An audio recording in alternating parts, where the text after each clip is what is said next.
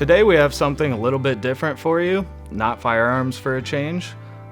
Here in front of me is a small selection of Bowie knives from our May Premier Firearms auction, and these are just a few out of a wide range of different beautiful knives that will be available in May. Now, the origin of the Bowie knife is somewhat clouded in myth and legend, a lot like the man that it's named after, Jim Bowie.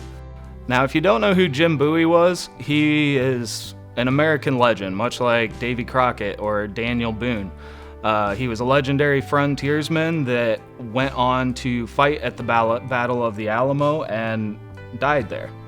Originally, it was claimed that Jim Bowie's brother made the original Bowie knife for him. Now, there's no way to confirm that or really deny it either, but fact is that at one point in 1827, Jim Bowie was involved in basically a brawl, a duel that turned into a brawl on a sandbar in the Mississippi River, which has become known as the Sandbar Fight. It was claimed that he was carrying a very large knife during that fight and managed to fight off multiple attackers. He was seriously wounded multiple times himself. And eventually the national newspapers and media picked up the story of this knife fight, and it thrust Jim Bowie into national fame along with his knife. And by the mid-1800s, you don't see a large belt knife referred to as much other than a Bowie knife. So the knife itself became as much a legend as Jim Bowie. Now, here in front of me are a few great examples of that style of knife. That's one thing about Bowie knives, is there's also a very wide range of what is included in that terminology. Now, most people think of a large blade with a clip point, straight spine, but there's a lot of variation there, and anymore in the collecting community, for the most part, any of these large knives from the mid-1800s are referred to as a Bowie knife.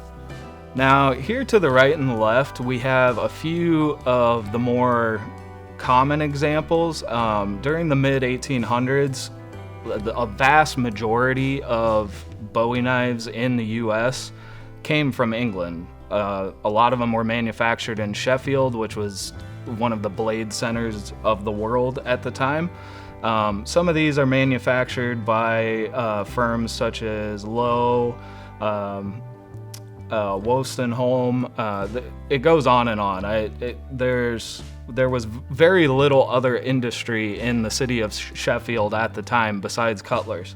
But a lot of these show some of the more common features that you see on knives from the period.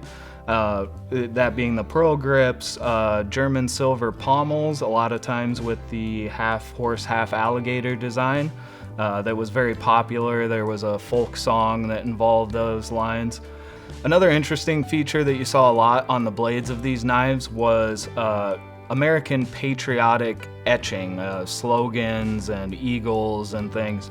And it really shows how these English manufacturers were marketing to a patriotic public at the time. You had things like the westward expansion and the Civil War. So they were marketing to that. Patriotism sold. One interesting one here is does not have necessarily American patriotic etching, but the blade is actually etched for Australia. Now, this is something you don't see very often at the time, because in the mid-1800s, Australia was still basically a penal colony. But they also went through their share of gold rushes and things, so it was another frontier that English manufacturers saw as an opportunity to market their knives. Now, here in the center, we have a couple of interesting knives that are not necessarily interesting in their ornateness, but in the story behind them.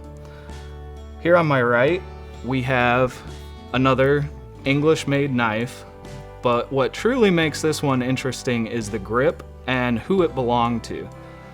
This knife belonged to Nelson A. Miles. If you'd like, we have a whole video about that man that you can check out on our channel. But the interesting thing about this grip is Nelson A. Miles was in command of the US troops who ended up capturing Geronimo, and that is who is carved on this grip, along with other military motifs that fit for a general. And here on the left is a really rare knife.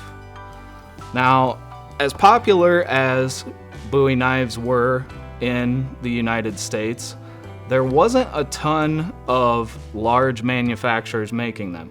Many of the ones made in the US were made by small shops and individual blacksmiths. One of those blacksmiths with a small shop was named Samuel Bell. Now, he originally started making knives in Knoxville, Tennessee. He tried a couple other business ventures that failed and wound up being in a lot of debt, and eventually ended up moving to Texas. Now, a lot of his knives bear markings from when he was in Knoxville, Tennessee. This one doesn't, but there's a theory that some of his knives were either not marked or the markings were removed to avoid debtors. But this knife in particular shows a lot of his trademarks, one of them being the serrations hand filed on one side of the spine.